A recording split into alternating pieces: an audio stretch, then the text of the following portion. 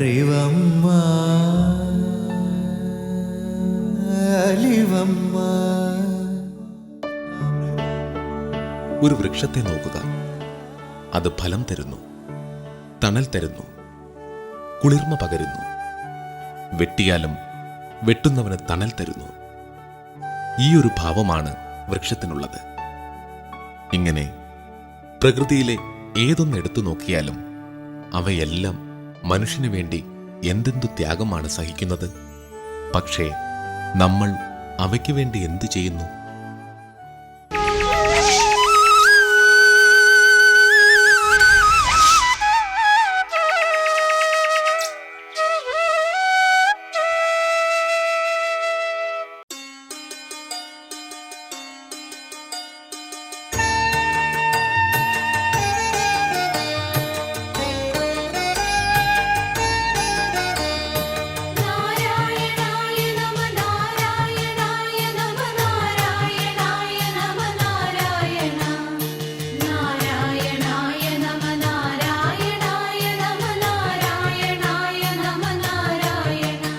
തിരുവനന്തപുരത്തെ വെങ്ങാനൂരിൽ സ്ഥിതി ചെയ്യുന്ന ശ്രീ തൃപ്പാലിയൂർ മഹാവിഷ്ണു ക്ഷേത്രം നൂറ്റാണ്ടുകളുടെ പൈതൃകമുള്ള ഒരു പ്രധാന ആരാധനാലയമാണ്.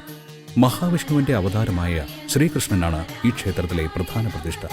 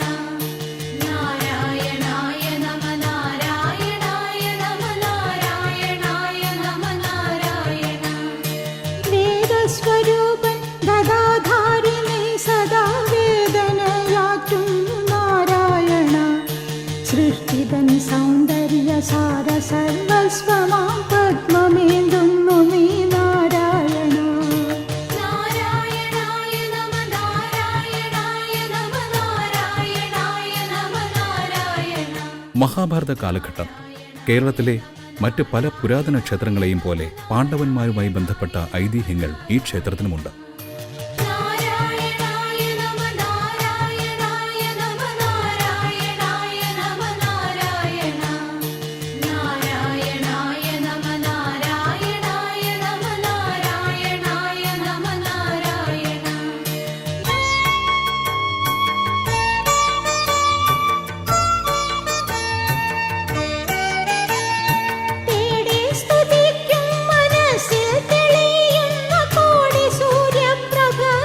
തിരുവിതാംകൂർ രാജഭരണകാലത്തും അതിനു മുമ്പും ഈ പ്രദേശത്തിന്റെ സാംസ്കാരിക കേന്ദ്രമായിരുന്നു ഈ ക്ഷേത്രം.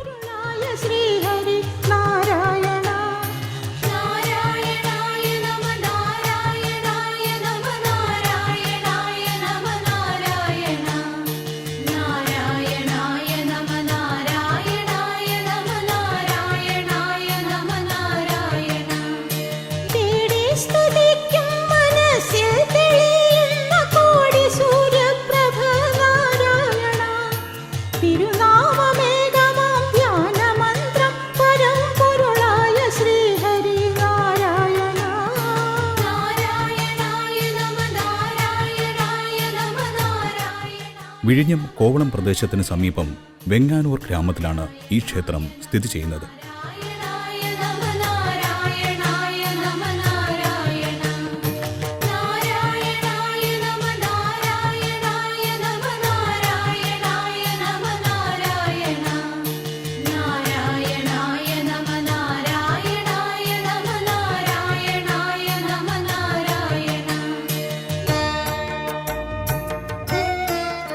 ശാന്തവും പ്രകൃതിരമണീയവുമായ അന്തരീക്ഷം ഭക്തർക്ക് പ്രത്യേക അനുഭവമേകുന്നു.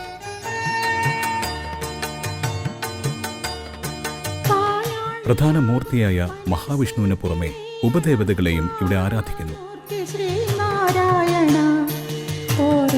ദുഃഖങ്ങൾ തീർക്കണം ദയാവാരിധിയാം ഹരിനാരായണ. നാരായണായ നമ നാരായണായ നമ നാരായണായ നമ നാരായണ. നാരായണായ നമ നാരായണായ നമ നാരായണായ നമ നാരായണ. പാലാഴിയാകും മനസ്സിൽ തെളിയണം പാവനമൂർത്തി ശ്രീനാരായണ. തോരാത്ത ദുഃഖങ്ങൾ തീർക്കണം നീ ദയാവാരിധിയാം ഹരിനാരായണ. നാരായണായ നമ നാരായണായ നമ നാരായണായ നമ നാരായണ. നാരായണായ നമ നാരായണായ നമ നാരായണായ നമ നാരായണ.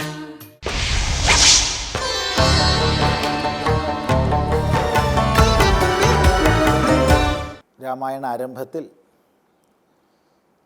മംഗളാചരണങ്ങൾ ചെയ്യുകയും നിർവിഘ്ന പരിസമാപ്തിക്ക് പ്രാർത്ഥിക്കുകയും ഒക്കെ ചെയ്തു. അത് കഴിഞ്ഞ് ഗ്രന്ഥരചന പ്രതിജ്ഞ ചെയ്യുകയാണ് ഇവിടെ കവി, എഴുത്തച്ഛൻ. താൻ ഇന്നത് ചെയ്യാൻ പോകുന്നു എന്നുള്ള പ്രതിജ്ഞയാണ്. ആ പ്രതിജ്ഞ കേട്ടുകഴിഞ്ഞാൽ അധികാരികൾക്ക് പ്രവർത്തിക്കാൻ കഴിയും. കാരണം എന്തിനാണ് ഈ രചന എന്നുള്ളത് പ്രതിജ്ഞയിൽ അടങ്ങിയിട്ടുണ്ട്. എല്ലാ ശാസ്ത്രങ്ങളിലും പൊതുവെ പ്രതിജ്ഞ പതിവുണ്ട് ആരംഭത്തിൽ. ആ ഒരു സമ്പ്രദായത്തെ, ശാസ്ത്രീയമായ സമ്പ്രദായത്തെ ഇവിടെയും പാലിച്ചിരിക്കുകയാണ്. എന്താണ് ഇവിടെ പ്രതിജ്ഞ? വേദസംഹിതമായി മുൻപുള്ള ശ്രീരാമായണം. ശ്രീരാമായണം മുമ്പേ ഉണ്ട്, അർഷമായിട്ട്, വാൽമീകീയമായിട്ട്. ആ മൂലമായ രാമായണം, അതിനെ തന്നെയാണ് ഭക്തിരസപ്രധാനമായിട്ട് വേദാന്ത സാര തത്വോപദേശപരമായിട്ട് ശ്രീരാമൻ്റെ ഈശ്വരഭാവത്തിന് പ്രാധാന്യം കൊടുത്തുകൊണ്ട് വ്യാസഭഗവാനാൽ അധ്യാത്മരാമായണമായി ചെയ്യപ്പെട്ടത്. ഇങ്ങനെയുള്ള രാമായണം, പൂർവികമായിട്ടുള്ള രാമായണം, അത് വേദസംഹിതമാണ്, വേദാനുസൃതമാണ്, വേദതത്വങ്ങളെ സമൂഹത്തിൽ പ്രചരിപ്പിക്കുന്നതിന് വേണ്ടിയിട്ടുള്ളതാണ്, വേദാനുസാരിയാണ്. അതുകൊണ്ട് വേദസംഹിതമായിരിക്കുന്ന ആ രാമായണത്തെ, പണ്ടേ ഉള്ള രാമായണത്തെ ബോധഹീനന്മാർക്കറിയാം വണ്ണം ചൊല്ലിയിടുന്നേൻ. ബോധഹീനന്മാർക്ക്, ദർശനങ്ങളിൽ അത്ര നിപുണന്മാരല്ലാത്തവർക്ക്, അഥവാ അത്രക്കേറെ അഗാധമായ സംസ്കൃത ഭാഷാ പാണ്ഡിത്യമില്ലാത്തവർക്ക്, അങ്ങനെയുള്ള സാമാന്യ ജനങ്ങൾക്ക് വേണ്ടി ഞാനിതാ ചൊല്ലുകയാണ് എന്നതാണ് ഇവിടെ പ്രതിജ്ഞ. അതുകൊണ്ട് വേദസംഹിതമായ അറിവ് നേടണമെന്നുള്ളവർക്ക് ഇതിൽ പ്രവർത്തിക്കാം. ദർശനങ്ങളിലൂടെ ഉപദേശത്തിൻ്റെ ഗൂഢമായിരിക്കുന്ന അർത്ഥത്തെ ഗ്രഹിക്കാൻ തക്കവിധ വൈഭവമില്ലാത്തവർക്ക് ഇവിടെ പ്രവർത്തിക്കാം. ഇവിടെ ശ്രദ്ധ മാത്രം മതി. ശ്രദ്ധയോടുകൂടി ഈ പഠനം ചെയ്യാമെങ്കിൽ വേദസാരത്തെ നമുക്ക് ഗ്രഹിക്കാം എന്ന് താത്പര്യം. ഇങ്ങനെ പ്രതിജ്ഞാവാക്യത്തെ ചെയ്തു. എന്നിട്ട് അതിനനുസരിച്ച് തനിക്ക് സാധിക്കണമേ, ഗ്രന്ഥരചന സാധിക്കണമേ എന്ന് ഒന്നുകൂടി പ്രാർത്ഥിക്കുകയാണ് ചെയ്യുന്നത്. വേദാന്താദി വിദ്യകളെല്ലാം ചേതസി തെളിഞ്ഞുണർന്നാവോളം തുണയ്ക്കേണം. വേദാന്താദി വിദ്യകളെല്ലാം, വേദം, ധർമ്മമൂലമായ വേദം, അറിവ്, ആത്യന്തികമായ തത്വജ്ഞാനം, ഋഷിമാരുടെ ദർശനം, ഋഗ്യജു സാമ അഥർവലക്ഷണത്തിൽ വിഭക്തമായത്, സംഹിത, ബ്രാഹ്മണ, ആരണ്യക, ഉപനിഷത് വിഭാഗങ്ങളിൽ പിരിക്കപ്പെട്ടത്, അങ്ങനെയുള്ള വേദവും വേദാംഗങ്ങൾ, ഏത് ശാസ്ത്രങ്ങളുടെ സഹായത്തോടു കൂടിയാണോ വേദത്തിലേക്ക് നമുക്ക് പ്രവേശിക്കാൻ സാധിക്കുക, അതാണ് വേദാംഗങ്ങൾ. ശിക്ഷ, കൽപ്പം, വ്യാകരണം, നിരുക്തം, ഛന്ദസ്, ജ്യോതിഷം, ഈ 6 ശാസ്ത്രങ്ങൾ, ഷഡ്ശാസ്ത്രങ്ങളെന്നും പറയും. ഇവയാണ് വേദാംഗങ്ങൾ. അതുപോലെ വേദാന്തം, വേദത്തിൻ്റെ താൽപ്പര്യനിർണയം, വേദത്തിൻ്റെ നിഗമനം, എന്ത് പറയുന്നതിനായിക്കൊണ്ടാണോ വേദം പ്രവർത്തിക്കുന്നത് അതാണ് വേദാന്തം, ഉപനിഷത്ത് എന്നർത്ഥം. അപ്പോൾ വേദാംഗ വേദാന്താദി വിദ്യകളെല്ലാം, എല്ലാ വിദ്യകളും, 18 വിദ്യകളും എൻ്റെ ഉള്ളിൽ തോന്നണം. എങ്ങനെ? വേദാംഗ വേദാന്താദി വിദ്യകളെല്ലാം ചേതസി തെളിഞ്ഞുണർന്നവോളം തുണയ്ക്കണം. എല്ലാ വിദ്യകളും എൻ്റെ ബുദ്ധിയിൽ തെളിഞ്ഞ് എല്ലാ മറവും നീങ്ങി ഉണർന്നെന്ന് പറയുമ്പോൾ ആവശ്യമുള്ളപ്പോൾ തോന്നണം. ഓരോന്നും തോന്നേണ്ട സമയത്ത് തോന്നണം. വൈകി തോന്നിയിട്ട് അപ്പോൾ തോന്നിയിരുന്നു എന്ന് വിചാരിച്ചിട്ട് ഒരു പ്രയോജനമില്ല. അപ്പോൾ ഓരോ അറിവും വേണ്ട സമയത്ത് എൻ്റെ ഉള്ളിൽ പ്രകാശിക്കണമേ എന്ന് പ്രാർത്ഥിക്കുകയാണ്. സുരസംഹതിപതി തദനു സ്വാഹാപതി വരദൻ പിതൃപതി നിരുതി ജലപതി തരസാ സദാഗതി സദയം നിധിപതി കരുണാനിധി പശുപതി നക്ഷത്രപതി സുരവാഹിനീപതി തനയൻ ഗണപതി സുരവാഹിനീപതി പ്രമഥഭൂതപതി ശ്രുതിവാക്യാത്മാ ദിനപതി ഖേടാനാംപതി ജഗതി ചരാചരജാതികളായുള്ളോരും അഗതിയായോരടിയൻ അനുഗ്രഹിക്കേണം. അകമേ സുഖമേ ഞാൻ അനിശം വന്ദിക്കുന്നേൻ. സകല ദേവഗണങ്ങളെയും പേരെടുത്ത് പറഞ്ഞ് വന്ദിക്കുകയാണ്. എങ്ങനെ? സുരസംഹതിപതി, സുരന്മാരുടെ ദേവന്മാരുടെ സംഹതി കൂട്ടം. അപ്പോൾ ദേവസമൂഹത്തിൻ്റെ മുഴുവൻ പതി, നാഥൻ ദേവേന്ദ്രൻ. സുരസംഹതിപതി ദേവേന്ദ്രൻ. തദനു അനന്തരം സ്വാഹാപതി, സ്വാഹയുടെ പതി, സ്വാഹയുടെ നാഥൻ അഗ്നിഭഗവാൻ ഇന്ദ്രൻ, അഗ്നി. തരസ സദാഗതി, തരസ വേഗത കൊണ്ട്, സദാഗതി എപ്പോഴും ഗതിയോടൊത്തവൻ വായു. ഇന്ദ്രൻ, അഗ്നി, വായു. വരദൻ പിതൃപതി, വരദനായ, വരത്ത് നൽകുന്നവനായ പിതൃപതി, പിതൃഗണങ്ങളുടെ പതി യമൻ. നിരുതി ജലപതി, നിരുതിക്ക് അധിപതിയായവൻ. ജലപതി വരുണഭഗവാൻ. സദയം നിധിപതി കുബേരൻ. കരുണാനിധി പശുപതി, കരുണാനിധിയായ, കരുണയുടെ ആലയമായ പശുപതി രുദ്രൻ. നക്ഷത്രപതി ചന്ദ്രൻ. ഇങ്ങനെ എല്ലാ ദിക്പാലന്മാരായ ദേവന്മാരും, ഇവിടെ ദിക്പാലന്മാരായ ദേവന്മാരെയും പറഞ്ഞു. ഇങ്ങനെയുള്ള എല്ലാ ദേവന്മാരും എന്നെ തുണയ്ക്കണം. സുരവാഹിനീപതി തനയൻ ഗണപതി, സുരവാഹിനീപതി തനയൻ. സുരവാഹിനി ദേവസൈന്യം, സുരന്മാരുടെ മൊത്തം വാഹിനി സൈന്യം, അതിന് മുഴുവൻ നാഥനായിട്ടുള്ളവൻ സാക്ഷാൽ പരമേശ്വരൻ. ആ പരമേശ്വരൻ്റെ തനയൻ ഗണപതി, വിഘ്നേശ്വരനായ ഗണപതി. സുരവാഹിനീപതി ദേവസൈന്യത്തിൻ്റെ പതി സുബ്രഹ്മണ്യൻ. പ്രമഥഭൂതപതി, പ്രമഥനാഥൻ ഗണപതി. ശ്രുതിവാക്യാത്മാ ദിനപതി, വേദങ്ങളുടെ മുഴുവൻ ആത്മഭാവമായ ദിനപതി സൂര്യഭഗവാൻ. ഖേടാനാംപതി, സകല ഗ്രഹങ്ങളുടെയും നാഥൻ വിശേഷണമാണ്. ജഗതി ചരാചരജാതിയായുള്ളവരും, ചരങ്ങളും അചരങ്ങളുമായി ഈ ലോകത്തിലുള്ള എല്ലാ ജനങ്ങളും അഗതിയായോരടിയനെ അനുഗ്രഹിക്കണമേ. കേവലം ദേവന്മാർ മാത്രമല്ല, ഈ ലോകത്തിൽ ചരങ്ങളും അചരങ്ങളുമായുള്ള സകല ജീവരാശിയും അടിയനെ അനുഗ്രഹിക്കണമേ എന്ന് പ്രാർത്ഥിക്കുകയാണ്. എന്തിന്? അകമേ സുഖമേ ഞാൻ അനിശം വന്ദിക്കുന്നേൻ. അകം കൊണ്ട് ഉള്ളുകൊണ്ട് ഞാൻ അനിശം എപ്പോഴും ഞാൻ വന്ദിക്കുന്നു. പരിപൂർണമായി ഞാൻ സകല ചരാചര പ്രപഞ്ചത്തെയും വന്ദിക്കുകയാണ്.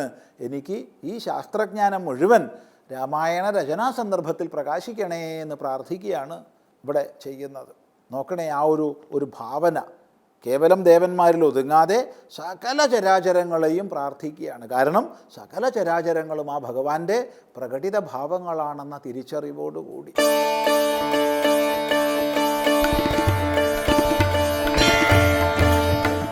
ഭഗവാൻ മഹാവിഷ്ണു ദുഷ്ടനിഗ്രഹാർത്ഥവും ശിഷ്ട സംരക്ഷണാർത്ഥവുമാണ് ഭൂഭാരം തീർക്കാനായി ത്രേതായുഗത്തിൽ രാമാവതാരം കൈക്കൊള്ളുന്നത്.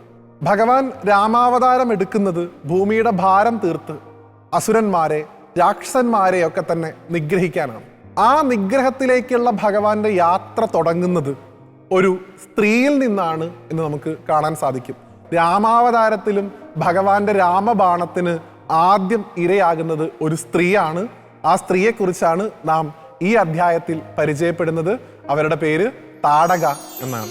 എഴുത്തച്ഛൻ അധ്യാത്മരാമായണത്തിൽ പറയുന്നുണ്ട്, വിശ്വാമിത്ര മഹർഷി രാമനോടും ലക്ഷ്മണനോടും പറയുന്നു, ഇവിടെയാണ് താടക വസിക്കുന്നത്, അവളെ പേടിച്ചാരും ഈ വഴി നടപ്പിയില്ല എന്നാണ് പറയുക. അത്രയധികം ഘോരയാണ്. സുകേതു എന്ന് പറയുന്ന ഒരു യക്ഷന് ബ്രഹ്മാവിനെ തപസ് ചെയ്തുണ്ടായിട്ടുള്ള പുത്രിയാണ് താടക. താടകയ്ക്ക് 1000 ആനകളുടെ ബലമുണ്ട് എന്നാണ് രാമായണം പറയുന്നത്.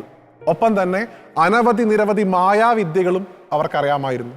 മക്കളായിട്ടുള്ള സുബാഹുവിനും മാരീചനുമൊപ്പം മഹർഷി എപ്പോഴൊക്കെ യാഗം ചെയ്യുന്നോ അപ്പോഴൊക്കെ അത് തടുക്കുക, അതിന് വിഘ്നം ഉണ്ടാക്കുക എന്നുള്ളത് സാധാരണയായി താടക ചെയ്തു പോന്നിരുന്ന ഒരു പ്രവൃത്തിയായിരുന്നു.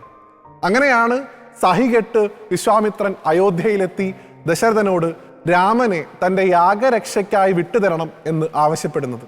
മനസ്സില്ലാ മനസ്സോടുകൂടി ദശരഥൻ തൻ്റെ ഓമന ഉണ്ണിയായിട്ടുള്ള ശ്രീരാമനെ ഒപ്പം ലക്ഷ്മണനെയും ആ മഹർഷിയോടൊപ്പം കാട്ടിലേക്ക് അയക്കുന്നു. അവിടെ വെച്ച് ബല അതിബല എന്നുള്ള 2 മന്ത്രങ്ങൾ ഉപദേശിക്കുന്നു. അതിനുശേഷം ആ കാട്ടിലൂടെയുള്ള യാത്രയിലാണ് താടകാ നിഗ്രഹം എന്ന് പറയുന്ന പ്രവർത്തനം, ആ ലീല ഭഗവാൻ നടത്തുന്നത്. പലരും ശ്രീരാമസ്വാമിയെ കുറ്റപ്പെടുത്താനായി പറയുന്ന ഒരു വാചകമുണ്ട്. ഏത് ധർമ്മത്തിൻ്റെ പേരിലാണ് ഒരു സ്ത്രീ ആയിട്ടുള്ള, അസുര സ്ത്രീ ആണെങ്കിൽ പോലും സ്ത്രീ ആണല്ലോ, അങ്ങനെയുള്ള താടകയെ വധിക്കാൻ രാമന് സാധിക്കുന്നത് എന്ന ചോദ്യം പലരും രാമനെ വിമർശിക്കാനായി ചോദിക്കുന്നത് കേൾക്കാറുണ്ട്. യഥാർത്ഥത്തിൽ ഈ ഒരു ചോദ്യം രാമൻ സ്വയം ചോദിക്കുന്നുണ്ട്. വിശ്വാമിത്ര മഹർഷിയോട് രാമൻ പറയുന്നു, മഹർഷി, എൻ്റെ ബാണം ഒരിക്കലും ഒരു സ്ത്രീക്ക് നേരെ പ്രയോഗിക്കാനുള്ളതല്ല. എങ്ങനെയാണ് രാമബാണം കൊണ്ട് ഞാൻ ഈ ഒരു സ്ത്രീ അമ്മയാണല്ലോ, ഈ ഒരു അമ്മയുടെ ഒരു മാറിലേക്ക് ഞാൻ എങ്ങനെ എൻ്റെ രാമബാണം അയക്കും എന്നൊരു ചോദ്യം രാമൻ തന്നെ വിശ്വാമിത്ര മഹർഷിയോട് ഉന്നയിക്കുന്നുണ്ട്. അവിടെ വെച്ച് ഏറ്റവും മനോഹരമായിട്ടുള്ള ഒരു ഉദാഹരണത്തിലൂടെയാണ് വിശ്വാമിത്ര മഹർഷി രാമനെ കൊണ്ട് ആ അസ്ത്രം എയ്യിപ്പിക്കുന്നത്. അദ്ദേഹം പറയുന്നത്, പണ്ട് മഹാവിഷ്ണു പരശുരാമനായി അവതാരമെടുത്ത സമയത്ത് അദ്ദേഹത്തിൻ്റെ അമ്മയെ വധിച്ചിട്ടുണ്ട്. അതുകൊണ്ട് ധർമ്മത്തിന് വേണ്ടി ആരെയും വധിക്കുക എന്നുള്ളത് ഒരു പ്രയാസവുമില്ലാത്ത കാര്യമാണ്. അവിടെ സ്ത്രീയെന്നോ പുരുഷനെന്നോ ദേവനെന്നോ അസുരനെന്നോ ഒന്നും തന്നെ നോക്കേണ്ടതായിട്ടില്ല. ധർമ്മരക്ഷയ്ക്കായി ഏത് പ്രവർത്തനം ചെയ്താലും അത് ധർമ്മം തന്നെയാണ് എന്ന് പറഞ്ഞുകൊണ്ട് രാമനെ സമ്മതിപ്പിച്ചെടുക്കുന്ന ഒരു വിശ്വാമിത്രനെ നമുക്ക് കാണാൻ സാധിക്കും. അതുകൊണ്ട് ഞാൻ ധർമ്മം പുനഃസ്ഥാപിക്കാനായി അവതാരമെടുത്തവനാണ്, അധർമ്മം ഞാൻ വെച്ചു പൊറുപ്പിക്കുകയില്ല എന്ന ദൃഢനിശ്ചയത്തോടു കൂടിയാണ് സ്ത്രീയാണെങ്കിൽ പോലും ആ സ്ത്രീയുടെ മാറിന് നേരെ രാമബാണം ചെല്ലുന്നത്. അങ്ങനെ താടക നിലംപതിക്കുന്നു. താടകയ്ക്ക് മോക്ഷമാണ് ഭഗവാൻ കൊടുക്കുന്നത്, അല്ലാതെ താടകയെ നിഗ്രഹിക്കുകയല്ല. രാമബാണം കൊണ്ട് ആരൊക്കെ അവരുടെ ഗതി പ്രാപിച്ചിട്ടുണ്ടോ അവർക്കൊക്കെ മോക്ഷം ലഭിച്ചിട്ടുണ്ട്. അത് രാവണനായാലും മാരീചനായാലും ആരായാലും അവരൊക്കെ തന്നെ ഭഗവാന്റെ പദത്തിലേക്ക് തിരിച്ചു വന്നിട്ടുണ്ട്. അതുകൊണ്ട് താടകയ്ക്കും ഭഗവാൻ മോക്ഷമാണ് കൊടുത്തത് എന്ന് മനസ്സിലാക്കുക. എന്തു തന്നെ ആയാലും താടക എന്ന ഒരു സ്ത്രീരത്നം, താടക എന്ന് പറയുന്ന അസുരസ്ത്രീ തിന്മയുടെ പക്ഷത്ത് നിൽക്കുന്ന ഒരു ശക്തിയാണ്. ഭഗവാൻ രാമൻ നന്മയുടെ പക്ഷത്ത് നിൽക്കുന്ന ശക്തിയാണ്. തിന്മയ്ക്കുമേൽ നന്മ നേടുന്ന വിജയമാണ് എല്ലാ പുരാണ ഗ്രന്ഥങ്ങളുടെയും അടിസ്ഥാനം. ഇവിടെ താടക എന്ന താമസിക ശക്തിക്ക് മുകളിൽ രാമനാകുന്ന സാത്വിക ശക്തി നേടിയ വിജയം നമ്മുടെ മനസ്സിലും സംഭവിക്കേണ്ടതായിട്ടുണ്ട്. താടക നമ്മുടെ മനസ്സിലുള്ള മോശം ചിന്തകളാണ്. ആ മോശം ചിന്തകളെ നേരിടാൻ രാമന് ശക്തി നൽകാൻ, രാമബാണത്തിന് ശക്തി നൽകാൻ നാം ഓരോരുത്തരും ഈ രാമായണ മാസക്കാലത്ത് ശീലിക്കേണ്ടതായിട്ടുണ്ട്. അങ്ങനെ അറിവിൻ്റെ രാമബാണം കൊണ്ട് താടക എന്ന രാക്ഷസ സ്ത്രീയിൽ നിന്ന് മോക്ഷം ലഭിച്ചുകൊണ്ട് ഭഗവാന്റെ പദത്തിലേക്കുള്ള യാത്ര തുടങ്ങുവാൻ നമുക്ക് ഓരോരുത്തർക്കും സാധിക്കേണ്ടതായിട്ടുണ്ട്. താടകയുടെ ആ കഥയിലൂടെ നാം അനുഷ്ഠിക്കേണ്ട, നാം പ്രാവർത്തികമാക്കേണ്ട നന്മയിലേക്കുള്ള യാത്രയെ ഒരിക്കൽ കൂടി സ്മരിച്ചുകൊണ്ട് ഈ അധ്യായം ഇവിടെ അവസാനിപ്പിക്കുന്നു.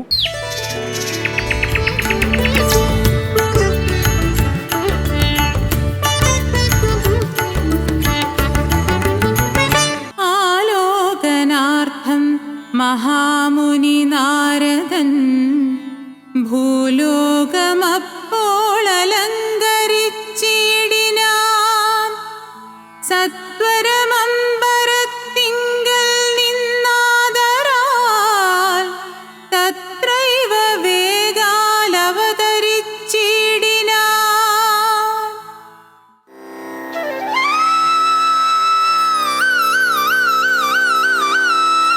അയോധ്യ നഗരം ഭവതിക്കിഷ്ടമായോ?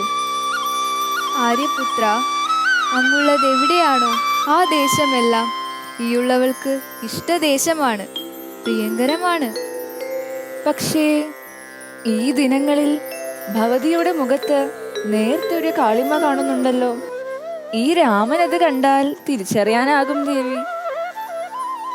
അത് ചിലപ്പോൾ മാണ്ഡവിയും ശ്രുതകീർത്തിയും ഒപ്പമില്ലാത്തതിൻ്റെ വിഷമമായിരിക്കും പ്രഭു. ഇത്രനാളും ഞങ്ങൾ ഒരുമിച്ച് തന്നെ ആയിരുന്നില്ലേ? പെട്ടെന്നൊരു നാൾ അവർ കേകയത്തേക്ക് പോയപ്പോൾ ഒരു ചെറിയ സന്താപം, അതാണ് അങ്ങീ മുഖത്ത് വായിച്ചത്. എങ്കിൽ ദേവിയുടെ ഈ മുഖം കൂടുതൽ വാടും. ഇനിയും ചിലരെ ദേവിക്ക് വിട്ടുപിരിയേണ്ടി വരും. അതൊക്കെ താങ്ങാൻ എൻ്റെ ഈ ഭൂമിപുത്രി കരുത്താർജിക്കേണ്ടതുണ്ട്. അങ്ങ് പറയുന്നതിൻ്റെ അർത്ഥം എന്താണെന്ന് എനിക്കറിയില്ല.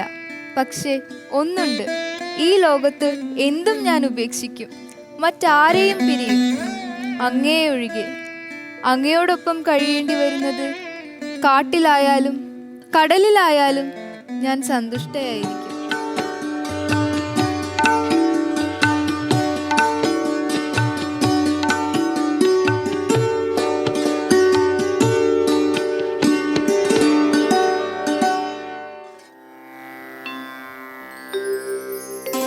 നാരായണ നാരായണ നാരായണ നാരായണ. മഹർഷി, അങ്ങ് ഇത് എവിടെ നിന്ന് പൊട്ടി വീണു? നാരായണ നാരായണ. എങ്ങനെ? നാരായണ നാരായണ. എപ്പോ? നാരായണ നാരായണ. എവിടെ നിന്ന് വന്നു ചേർന്നു? നാരായണ മുകുന്ദ ശൗരേ, നാരദന് വരാനും പോകാനും വാഹനം ആവശ്യമില്ലെന്ന് അങ്ങക്ക് അറിവുള്ളതല്ലേ? അറിയാം മഹർഷി. അങ്ങയുടെ മഹത്വവും ദിവ്യത്വവും ഒരുപാട് കേട്ടിരിക്കുന്നു. വ്യോമമാർഗത്തിലൂടെ സഞ്ചരിക്കുന്ന അങ്ങ് ദേവഗേഹങ്ങൾ സന്ദർശിക്കുന്ന ദേവർഷിയല്ലേ? ആ മാർഗലക്ഷ്യങ്ങളൊക്കെ വെടിഞ്ഞ് എന്തേ ഈ അയോധ്യാപുരിയിൽ?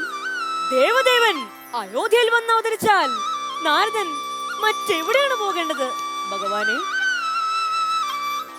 മഹർഷി വിശ്രമിച്ചാലും ഞാൻ അങ്ങയ്ക്ക് അർഘ്യപദ്യാദികൾ ഒരുക്കാം. നാരായണ നാരായണ.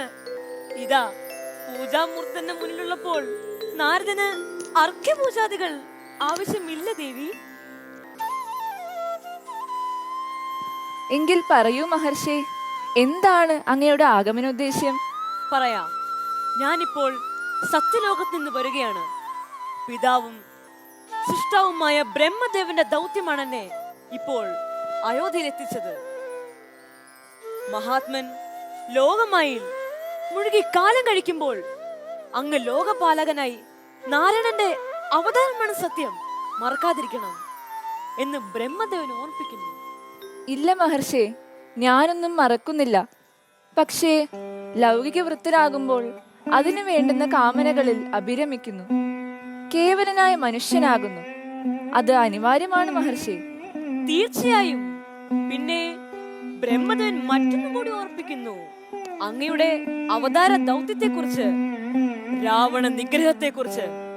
അതേ മഹർഷി, അതിനുള്ള സമയം അടുത്തു വരുന്നുണ്ട്. അതിനുവേണ്ട സാഹചര്യങ്ങളും തെളിഞ്ഞു വരുന്നുണ്ട്. എല്ലാം ദൈവനിശ്ചയപ്രകാരം നടക്കും. ഏതാനും ദിവസത്തിനകം അതിന്റെ നാന്തി ഉണ്ടാകുമെന്ന് ബ്രഹ്മദേവനെ അറിയിച്ചാലും അങ്ങയുടെ വാക്കുകൾ അതേപടി ഞാൻ വിധാതാവിനെ അറിയിക്കുന്നതായിരിക്കും. മഹാത്മൻ ജയിച്ചരുളുക. ചിത്തപ്രമോദേന നാരദനന്നേരം രാഘവൻ തന്നെ പ്രദക്ഷിണവും ചെയ്ത് വേഗേന ദണ്ഡ നമസ്കാരവും ചെയ്ത് ദേവമുനീന്ദ്രൻ അനുജ്ഞയും കൈക്കൊണ്ട് ദേവലോകം ഗമിച്ചിടിനാനാ.